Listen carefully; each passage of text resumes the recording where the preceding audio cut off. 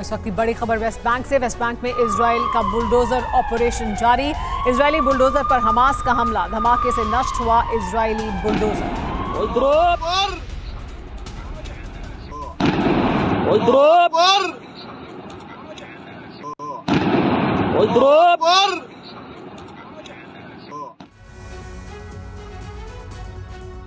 Qatar America कई दिन से युद्ध विराम की कोशिश कर रहे थे। करीब करीब हमास और इजराइल तैयार भी हो गए थे, लेकिन आखिरी वक्त पर युद्ध विराम टल गया। इजराइल इसके लिए हमास को जिम्मेदार ठहरा रहा है और हमास इजराइल को।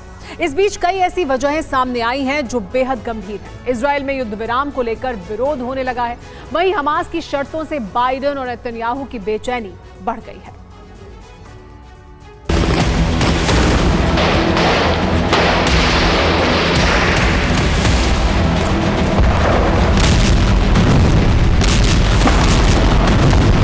אני רוצה להיות ברור, המלחמה נמשכת. یعنی فضای نفرت نسبت به رژیم صهیونیستی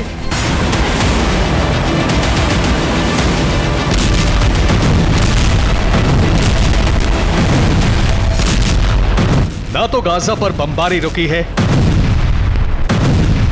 ना ही लेबनान बॉर्डर पर रॉकेट स्ट्राइक,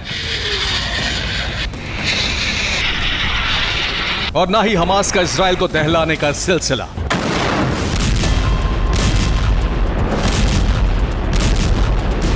इसकी सिर्फ और सिर्फ एक ही वजह है, युद्ध विराम टल गया है।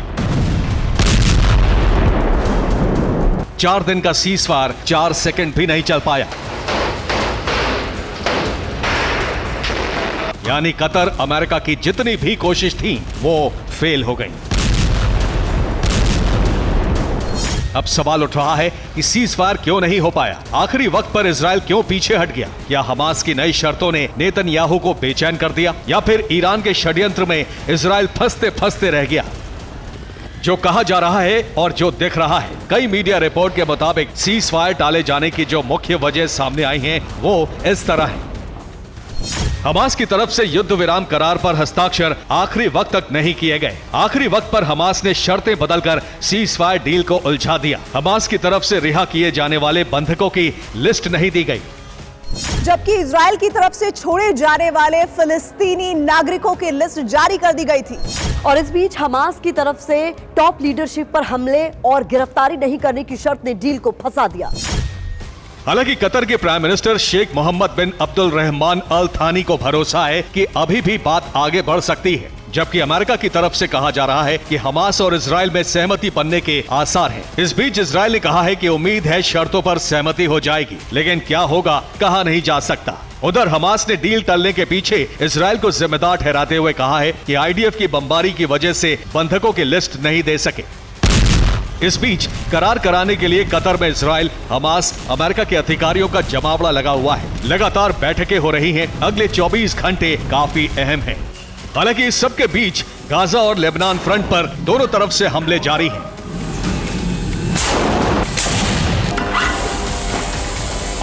तबाही का जलजला आया हुआ है। आईडीएफ ने हमले पहले से ज्यादा तेज कर दिए हैं।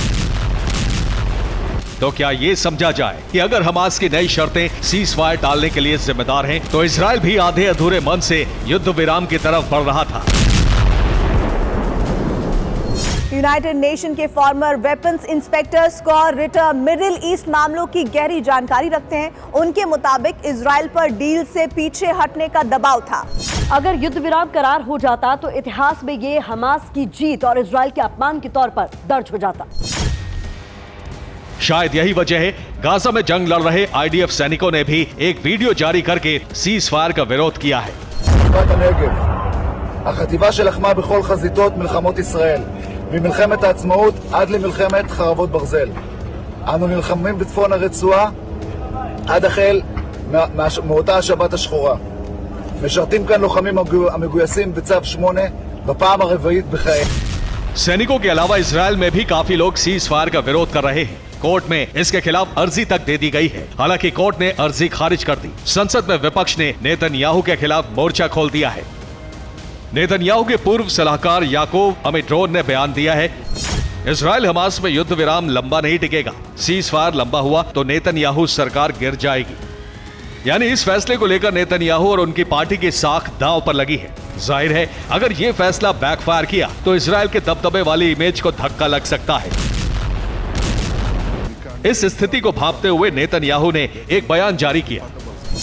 मेरे देशवासियों, मैं साफ करना चाहता हूं कि हम अपने लक्ष्य तक जरूर पहुंचेंगे। हमास का खात्मा होकर रहेगा। बंधकों को सुरक्षित आजाद कराएंगे। जब तक ऐसा नहीं होता तब तक युद्ध जारी रहेगा।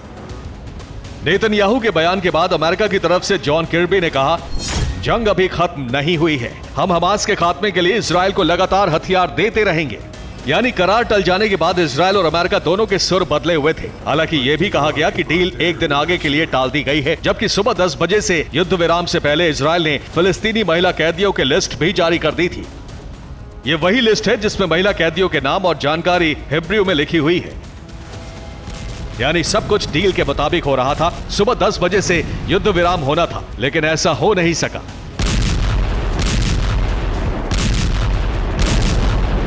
बल्कि 10 बजे हमास ने एक वीडियो जारी करके अपने मंसूबे जता दिए।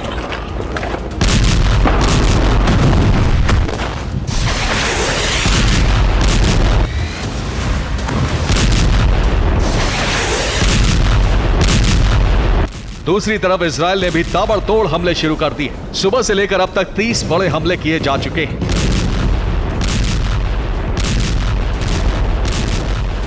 यानी युद्ध और युद्ध विराम की कोशिशें एक साथ जारी हैं।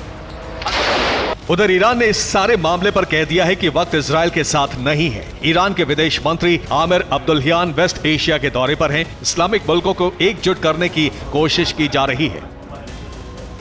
इसी बीच ईरान ने हाइपरसोनिक मिसाइलों का एक वीडियो जारी करके अपने तेवर दिखाए हैं कि वो हर परिस्थिति के लिए तैयार है।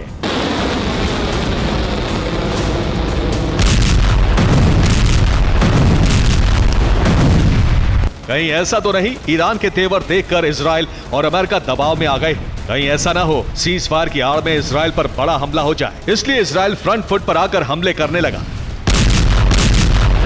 यानी इन परिस्थितियों में युद्ध विराम मुमकिन नहीं लगता।